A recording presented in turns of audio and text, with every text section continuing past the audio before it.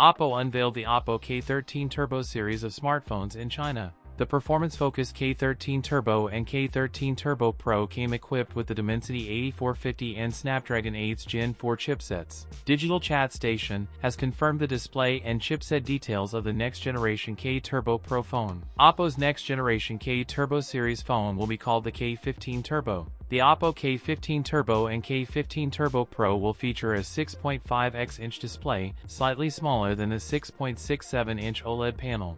The Snapdragon 8 Gen 5 is expected to deliver slightly lower performance compared to last year's Snapdragon 8 Elite. It is still too early to predict the launch timeline of the OPPO K15 Turbo series. If OPPO follows a 6-month upgrade cycle, the device could debut around November. On the other hand, if it adheres to a 1-year cycle, the launch may take place in April 2026. It is best to wait for further reports to get more clarity on the K15 Turbo series. That's it for today's video. If you enjoyed it, don't forget to like, comment, and subscribe for more content. Thanks for watching, and I'll see you in the next one.